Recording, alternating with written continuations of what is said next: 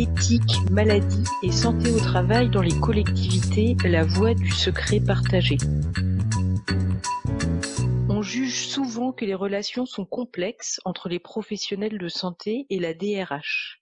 Une coopération soutenue et organisée est pourtant indispensable pour la gestion des situations individuelles et pour la mise en place d'actions collectives de prévention. Parfois, on entend que les professionnels de santé seraient trop souvent tentés d'opposer le secret médical aux demandes d'information que la DRH estime nécessaires pour prendre des décisions adaptées.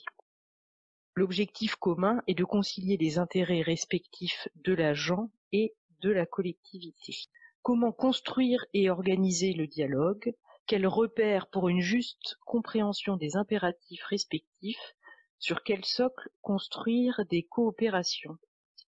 3 éléments d'actualité récents ont remis en lumière ces questions. Premier élément, l'article 7 de l'ordonnance Santé-Famille du 25 novembre 2020 fait l'objet actuellement d'un recours devant le Conseil d'État. Cette disposition autorise des gestionnaires à avoir accès à des informations médicales dans le cadre de l'instruction des dossiers d'accidents de service et de maladies professionnelles.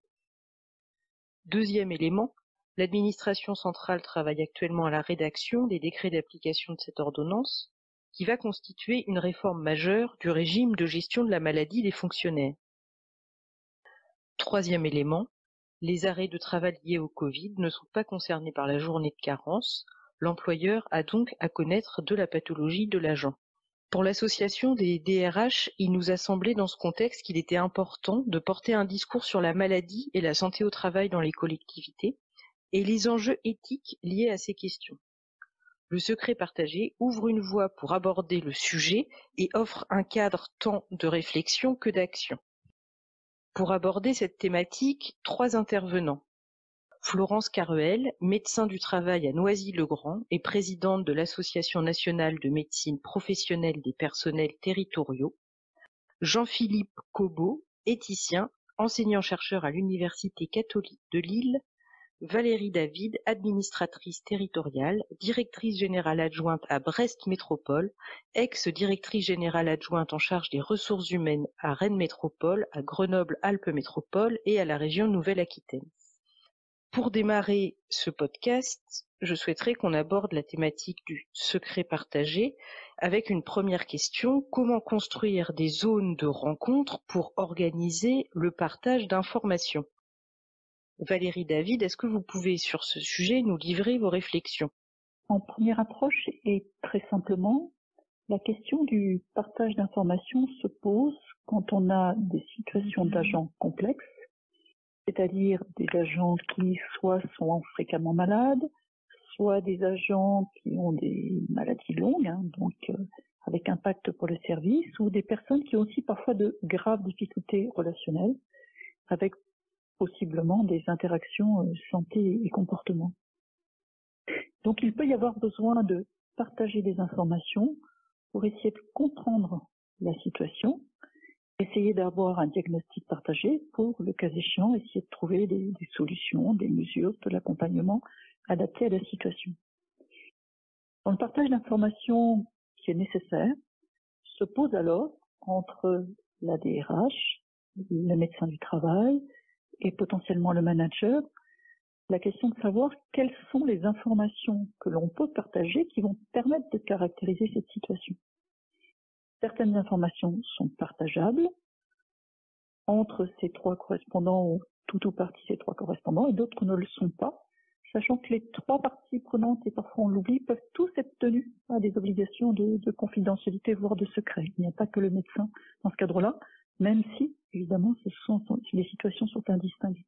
Donc c'est dans ce type de situation, et c'est l'enjeu de l'échange aujourd'hui, qu'il nous faut penser le partage d'informations. En première approche, il me semble que justement pour tenter d'avoir une collaboration qui soit à la fois respectueuse des exigences déontologiques des uns et des autres, et en même temps d'avoir une efficacité, parce qu'il faut de l'efficacité, il y a nécessité d'expliciter entre les parties prenantes quelles sont les informations qui pourront être partagées, dans quelle finalité, selon quelle modalité, pour ainsi avoir une sorte de cadre entre les intervenants qui va garantir que ce qui se fait est conforme à la fois aux exigences et à l'objectif. Il me semble qu'une des premières choses à laquelle il faut veiller, c'est cette explicitation du cadre, en utilisant les mots les plus précis possibles, en étant le plus pragmatique possible, en étant aussi le plus rigoureux possible. Ça suppose bien sûr de faire un détour par le droit, mais ça suppose aussi d'aller au-delà du droit pour comprendre aussi parfois la finalité qui nous permette aussi d'interpréter le droit et ne pas simplement n'avoir qu'une approche normative. Deuxième élément qui me semble aussi très important, c'est que de mon expérience, j'observe que dès qu'il y a une qualité de relation entre ces partenaires, qu'il y a de la confiance, la mesure et la portée du droit que l'on doit appliquer est sans doute plus facile à partager que quand il y a une méfiance, une hostilité, un doute entre ces personnes. Donc à la fois il y a quelque chose de très objectif sur lequel il faut être probablement le plus rigoureux possible, mais la qualité des relations entre les acteurs participe aussi de la solution du problème. Si je vais un tout petit peu plus loin et on va rentrer dans le dur du débat, c'est-à-dire qu'il me semble quand il s'agit de caractériser les situations complexes, et notamment s'agissant de la caractérisation des situations des personnes, il y a, me semble-t-il, deux types d'informations. Il y a les caractéristiques relatives au potentiel des personnes, aux limites de potentiel dans la capacité à faire telle ou telle chose. Et puis, il y a de l'autre côté, mais en miroir et là de manière confidentielle, le secret médical. Dit autrement, quand il s'agit de partager l'information, le médecin n'a pas à dire à la DRH sur la nature de la pathologie. Je crois que là, il n'y a pas de débat. En revanche, les conséquences en termes d'aptitude, là, c'est un sujet sur lequel il nous faut l'expression non seulement sincère, mais précise et opérationnelle pour qu'on arrive à travailler et à trouver des solutions. Parce que si nous sommes sur des expressions extrêmement générales du type inapte au poste, ou inapte simplement au port de charge, évidemment pas une caractérisation qui va aider à la fois à faire que la personne trouve sa place, et à faire aussi que la collectivité, comme employeur, qui a des obligations de performance, puisse atteindre son objectif. Florence Caruel, vous êtes médecin de prévention. Est-ce que ces propos font écho à votre expérience ?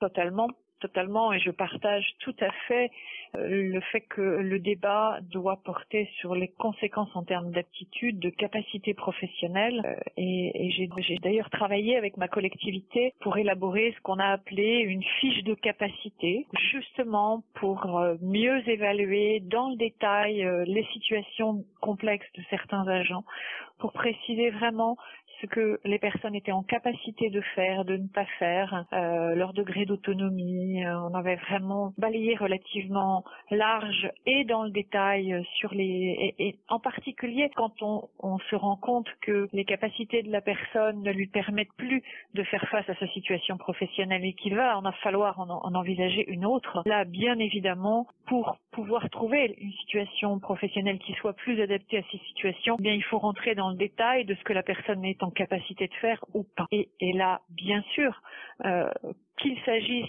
d'un diagnostic ou d'un autre, peu importe. L'important, c'est vraiment les capacités de travail de la personne. Et ça, là-dessus, je pense que ça permet de dépasser effectivement toute cette question du secret médical, puisqu'on n'est pas là à divulguer des informations médicales, mais véritablement à travailler ensemble sur le maintien en emploi dans les meilleures conditions possibles pour la personne. Bien évidemment, ça peut se faire d'autant mieux, comme vous le disiez tout à l'heure, qu'il y a une qualité de la relation et une confiance. Ça ne peut que favoriser ce partage d'informations. Cette relation de confiance, elle se construit dans le temps ? Bien sûr, c'est vraiment important pour nous de savoir qu'il y a une éthique professionnelle qui est respectée. Par rapport, par exemple, au fait que les plis qu'on peut être amené à transmettre pour les commissions soient bien maintenus fermés, qu'il n'y ait pas d'anomalie dans le traitement des dossiers. Et ça va nous permettre, de fait, de travailler en confiance, aussi bien vis-à-vis des commissions que vis-à-vis de l'agent et du service gestionnaire des ressources humaines. Valérie David, tout à l'heure, vous avez évoqué un point qui me semble intéressant de creuser. Vous avez dit certes, le médecin est soumis au secret médical, mais les autres acteurs au sein de la direction des ressources humaines notamment, mais aussi les managers, sont soumis à d'autres obligations. De quoi s'agit-il ? On peut l'illustrer assez concrètement, mais ça fera écho, je pense, avec l'expérience de la plupart des professionnels. Des intervenants près des enfants sont tenus au secret sur ce dont ils doivent connaître concernant la vie privée des enfants. Et quand, malheureusement, il faut faire des signalements au procureur au titre de les articles 40, ce sont des dossiers qui sont bien sûr totalement confidentiels et les personnes qui ont connaissance de ces éléments doivent garder le secret. Il n'y a pas, voilà. De la même manière, des personnes qui travaillent en EHPAD sont tenues là aussi à des obligations soit de secret, soit de confidentialité, relativement à la vie de ces personnes, à leur situation familiale, et toute une série de choses, y compris leur situation financière, autres éléments auxquels sont tenues les personnes qui s'occupent de la paye dans les DRH, tel agent, quelle difficulté financière. Les personnes qui traitent ces situations-là sont tenues, là encore, au secret pour l'essentiel. Parfois, le secret est un peu moins étroit et il s'agit simplement d'être dans la discrétion, mais il y a finalement pas mal de professionnels qui ont des obligations soit de secret, soit de confidentialité. Alors c'est plus souvent de la confidentialité, c'est-à-dire que l'obligation est moins stricte, mais c'est une réalité qui s'impose à un nombre de professionnels, je dirais pour la plupart des professionnels qui travaillent avec d'autres personnes. Dans le secteur social, dans le secteur de l'enfance, dans le secteur des RH, etc. Ceci étant, il y a d'autres secrets. Les juristes sont aussi tenus à des obligations de secret ou de confidentialité. C'est un enjeu qui doit d'ailleurs être rappelé très régulièrement. Ça fait partie de la responsabilité managériale. Et il faut un minimum de vigilance par rapport à ça, avec un dispositif de suivi déontologique, pour que s'il est constaté qu'à tel ou tel moment de la vie professionnelle, il y a des personnes qui ne respectent pas ces obligations, les victimes puissent, le cas échéant, faire valoir leurs droits et pouvoir avoir un lieu d'écoute pour que leurs demandes soient traitées, et ça va pouvoir être contrôlé, le cas échéant sanctionné si les obligations ne sont pas respectées.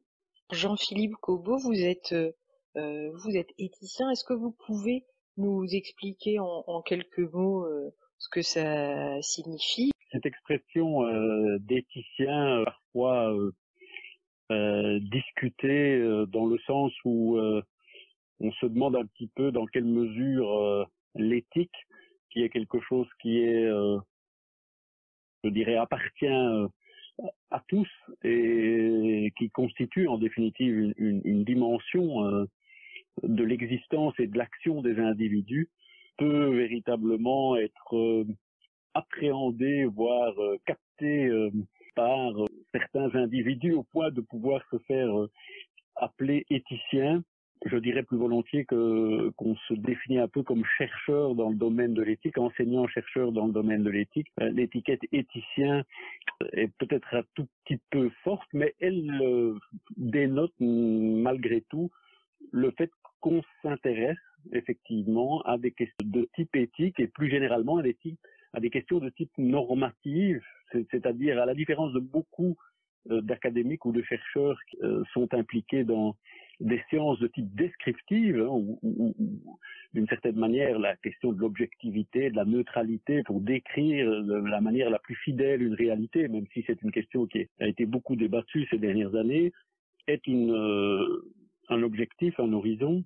Il est vrai que ce domaine s'intéresse plutôt à des questions normatives que l'on peut classer sous appellation juridique, déontologique, éthique, qui effectivement, ces dernières années, s'est beaucoup développé en raison sans doute d'une certaine manière d'une forme d'interrogation au sujet des normes, au sujet beaucoup aussi des conditions d'application des normes, qui ne font plus totalement figure d'évidence, et donc une forme de déstabilisation, si vous voulez, de ces normes ou de déstabilisation de la morale qui, alors, génère un besoin de réflexion aux justifications de ces normes, aux conditions d'application de ces normes, qui sont devenues beaucoup plus complexes dans une société elle-même beaucoup plus complexe, demande en tout cas à y regarder de plus près, y réfléchir, y travailler avec les acteurs d'ailleurs, parce que si on parle éventuellement d'éthicien, c'est aussi parce que l'éthicien n'est pas simplement un chercheur en chambre, mais bien souvent quelqu'un, et c'est en tout cas le cas chez nous, qui intervient sur le terrain auprès d'équipes, de professionnels, de groupes, d'associations, pour réfléchir avec elles sur ces normes, sur le bien fondé de ces normes, sur les conditions d'application des normes. Voilà un petit peu pour déterminer un peu ce que recouvre la notion d'éthicien. Alors, du coup, vous, en tant que éthicien, donc qui est à la fois dans la réflexion et dans l'accompagnement de la pratique des professionnels sur des questions d'éthique, comment les difficultés qui peuvent être rencontrées dans le partage des informations médicales avec du personnel administratif, on peut dire, comment ces sujets-là peuvent être embrassés par votre discipline, et est-ce que ça fait écho à des situations que vous avez pu rencontrer ou des réflexions que vous pouvez mener actuellement? Oui, tout à fait. Je pense que la question du secret professionnel, notamment du secret médical, est une assez belle illustration des raisons pour lesquelles on a le sentiment d'avoir besoin de réfléchir d'un point de vue éthique sur ces questions, dans la mesure où, étant donné l'évolution de la société, on a à la fois le sentiment d'une grande importance, d'un maintien assez clair et assez net d'une telle règle, qui, je dirais, dans une société beaucoup plus complexe, avec une circulation beaucoup plus importante d'informations, il est nécessaire de réaffirmer en quelque sorte cette règle de protection en fait des individus et des individus faibles, d'une certaine manière. Si on s'en réfère d'ailleurs à la source hippocratique du fameux serment d'Hippocrate et du médecin grec du 5e siècle avant Jésus-Christ qu'il était, dans une société grecque que l'on qualifie parfois de première démocratie en quelque sorte, l'idée, en tout cas une des idées qui préside à cette règle, c'est la protection effectivement de l'égalité des individus et la protection au nom de cette égalité des individus du plus faible ou du plus vulnérable qui, s'il était connu qu'il est dans telle ou telle circonstance, peut éventuellement perdre un peu son statut, sa place. Et donc cette idée-là est toujours valable aujourd'hui, cette idée de protection de l'individu vulnérable par le secret que lui garantit un certain nombre de professionnels, et en particulier les professionnels ou les professions de santé. Et puis d'un autre côté, il y a aujourd'hui une société plus complexe avec des technologies très développées, notamment les technologies de l'information, qui font que, d'une certaine manière, la transmission d'informations, l'échange d'informations est quelque chose qui participe d'une certaine manière à la qualité des pratiques médicales, premier chef, mais aussi de toute une série d'autres pratiques, d'autres secteurs d'activité, qu'ils soient privés ou publics ou administratifs. Et donc, effectivement, on se trouve dans si vous voulez, dans cette espèce de dilemme, ou en tout cas de cette tension, entre d'un côté l'importance du secret pour la protection des personnes les plus vulnérables et d'autre part le besoin d'échange d'informations pour développer les pratiques de qualité et au bénéfice de cette même personne vulnérable, bien souvent. Oui, d'où l'importance du cadre dont parlait Madame David tout à l'heure. C'est vraiment, voilà, on se met d'accord sur les informations dont on a besoin les uns et les autres pour pouvoir avancer dans l'intérêt et du fonctionnement du service et de la personne dont nous évoquons les difficultés. Vous entendre, j'ai l'impression qu'on est vraiment sur une ligne de crête. Ça peut effectivement parfois être un petit peu difficile de maintenir ça, mais c'est à chacun de rester sur son éthique professionnelle. Et je pense que quand on arrive à rester sur cette éthique-là et à se rappeler du pourquoi on partage ces informations-là, il n'y a pas de raison qu'on bascule d'un côté ou de l'autre. Moi, je dirais effectivement, comme éthicien, qu'on est dans ces problématiques, et celle-ci en est une, effectivement un peu sur une ligne de crête dans laquelle les choses sont complexes, effectivement, et où la possibilité de garantir, de concilier plusieurs finalités, plusieurs valeurs, plusieurs enjeux, rend effectivement peut-être un peu pour ma chapelle, mais rend effectivement très important l'idée qui notamment a été développée par un philosophe américain que j'aime beaucoup et auquel je me réfère souvent, c'est John Dewey, de la fin du 19e, début du 20e siècle, qui souligne que, si vous voulez, dans une société complexe, industrielle et complexe, eh bien, on n'échappe pas d'une certaine manière à l'obligation de réfléchir plus. Les choses sont plus complexes et donc on est obligé de réfléchir plus. Et il me semble que ce qui était dit juste avant sur l'importance du cadre en témoigne, c'est-à-dire en fait, puisqu'on est dans une situation dans laquelle on doit concilier plusieurs impératifs, dans un contexte qui est plus complexe, il faut se mettre ensemble, réfléchir ensemble, et dialoguer, on en parlait au début de notre échange, et dialoguer sur l'établissement de certains cadres. On a des références globales, on a le cadre législatif, mais on se rend compte que l'application de ce cadre législatif dans des situations complexes nécessite d'une certaine manière, comme le droit l'organise d'ailleurs dans sa hiérarchie des normes, de préciser les choses. Et donc, il y a souvent, dans beaucoup de contextes, le besoin d'établir un cadre particulier au domaine, au secteur, type de pratique dans lequel on se trouve, et d'établir, si vous voulez, des guidelines. Parfois, on appelle ça aujourd'hui aussi de la soft law, hein, du droit doux ou du droit flou, suivant la manière dont certains traduisent cette notion. Et donc, effectivement, de déterminer des cadres pour rendre conciliables plusieurs normes, difficilement conciliables à première vue, en tout cas entre elles. C'est ce que m'évoque cette idée d'importance du cadre, c'est-à-dire de l'importance que toutes les parties prenantes d'une question, d'un problème, ici la santé ou la maladie d'un fonctionnaire, s'entendent précisément sur ce que veulent dire les normes éthiques et les normes juridiques auxquelles ils ont affaire, ce que cela veut dire concrètement pour eux dans leur fonctionnement, dans leurs échanges singuliers, particuliers. Pour des exemples sur cette ligne de crête, c'est vrai que quelquefois, objectivement, la différence entre le diagnostic médical, qui doit être secret et qui dépend du médecin, et la distinction entre l'aptitude, la ligne de partage entre les deux n'est pas toujours évidente. Je pense à une situation concrète que j'ai eu à traiter récemment, d'une personne ayant une maladie évolutive. C'est-à-dire que le potentiel de travail à un moment T ne sera pas celui le sien dans quelques années. Malheureusement, il va se dégrader et en l'occurrence, c'était une évolution grave. Or, une décision de ressources humaines, elle porte sur le présent, mais elle porte aussi sur le futur. Et en l'occurrence, il y avait un jugement à porter sur une éventuelle prolongation de contrat.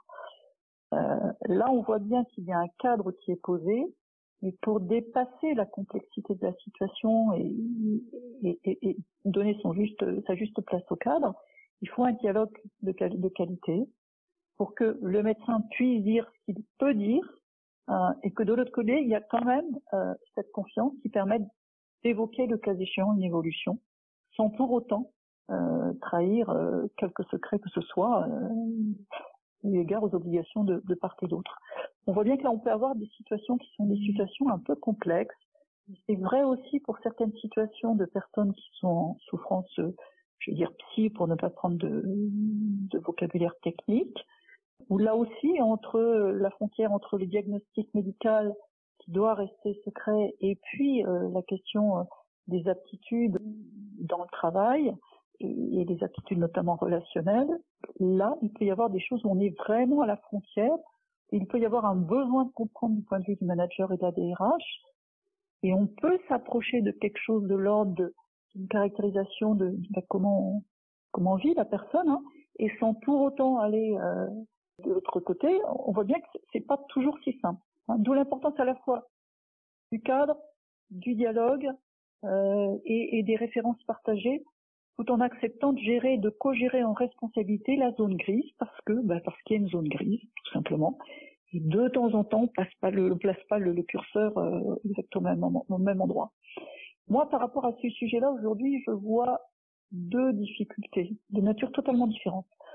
La première tient au fait que les acteurs qui travaillent près des personnes, qui doivent notamment être reclassés, qui est un vrai sujet dans les collectivités, vous le savez, sont parfois confrontés à de l'impossibilité de trouver des solutions.